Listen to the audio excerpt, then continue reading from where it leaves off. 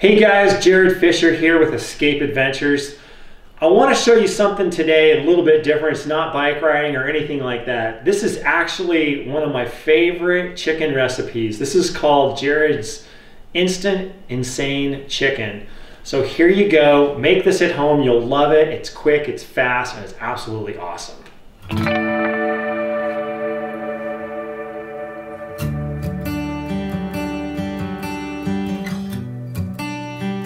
So the first thing you want to do is you want to make sure you get your chicken completely thawed out, right, like this. You want to get it all rinsed off, make sure you get the slime off of that. And then the next step is chicken over here. And you take a knife and you want to trim off the fat. I always trim off the fat, just like this. Trim it off, look for any little pieces hanging off, okay? Okay, this is a recipe that I came up with, and it was really just all the things that I like to cook with. I just put them all right here. One day I just thought of this. So here we go. Now there's no exact measurements, so you kind of have to watch on what I'm gonna do. But I use right here Worcestershire sauce. So I put in probably about 1/3 of a cup, and I'm using 4 breasts of chicken. Okay, I use about a 1/2 cup right here of ketchup. Gotta take the top off here. All right, didn't have that ready. Okay, so I use about probably about a 1/2 cup of ketchup right there. Gives a little sweet flavor. I like to use Chipotle sauce, so I'm gonna put a bit of Chipotle sauce in there. Right there.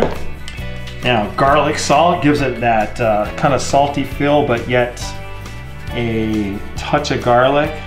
Probably about a 1.5 tablespoons of garlic salt. Now I like to use about a tablespoon of pepper because you always want to have it spicy. Now this is a spicy chicken. Salt. Never hurts to have salt, especially if you're an exercise freak and you like to get out and exercise all day long. You're gonna need a lot of salt. Now here's my weapon right here. This is my secret ingredient. Dark brown sugar with quite a bit of molasses in it. Now you'll notice I put in quite a bit of this. And I'm probably putting close to a cup of dark brown sugar in there. All right, and we're gonna mix all this up in there. Flip these over. This right there. Okay. There you go. Now look at that sauce. You'll notice that this sauce is, you can hear the granular sound of that. That means you've got quite a bit of sugar in there. You can see it's got a very coarse texture to it. Now, part of one of my specialty tricks here, when I was going to cooking school, in order to give your chicken a lot of flavor, I always take a knife right here and I do this. I'm tenderizing the meat by just putting a bunch of holes in each of these breasts like this. Now this is going to allow the sauce to leak inside the chicken, and it will cut down on the marinate time that you're going to need to marinate your chicken. Now you can marinate this overnight, or you can throw it right on the grill, however you want to do it. But you need to make sure you put in enough punctures in your chicken just like that to allow it to marinate. So you just take it in and put it in your fridge and come back in about an hour. Okay, so we're going to fire up our grill. Now, I don't put it on full, I put it down just a bit from full because there's a special technique that you do your chicken. It's a complete process. It's not just throw it on and walk away and come back and it's done.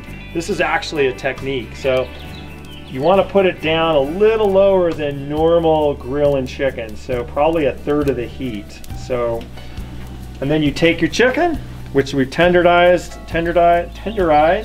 and marinated. That looks really good. You throw it on the grill like this, go. And see how delicious that coating is right there. Now, I've got extra marinade here, and I'm gonna keep this. This is really important for grilling your chicken. So we'll keep it right there. We'll shut this, and we'll come back in 7 minutes. Okay, 7 minutes is up. Now, take a look here at our chicken. You can see it's starting to caramelize right there. Now, this is the most important thing that we do. We take it off, and we put it back in the marinade. And you flip it over, and then you take it back off again, upside down, throw it back on. Again, right here, put it hot in the marinade, flip it upside down, take it back off, put it back on. Repeat, just like that.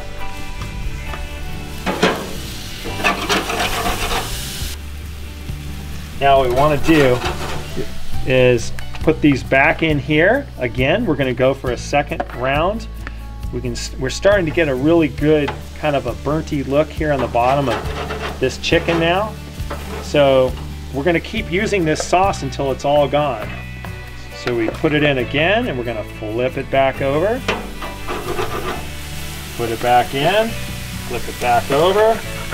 Definitely want to salt these up quite a bit right there. Not tons, but enough where you get that salty flavor. Okay, you guys, it's been about 15 minutes since we threw this chicken on the grill, and I think we're ready. So we've used up all of our sauce. It's all gone. It's all on that chicken. And let's see what we got. Absolutely looking great. We flipped both sides. All of our raw juices are completely now cooked, and this is called caramelization, when the sugars have caramelized on the sauce and on the chicken there. So this is an absolute perfect looking piece of chicken right there. So we'll just go ahead and put them in here. There we go. Delicious. And I love a little bit of burnt flavor right there. Gives it kind of that good old outdoorsy taste. And there we go. Don't forget to turn off your grill. All right, 15 minutes later, here we go. We've got Jared's Instant Insane Chicken ready to eat. Look at that, delumptious. And you'd think that this was marinating for 2 days, but it wasn't. We marinated this for almost no time at all. Here we go, let's try it out and see how it tastes.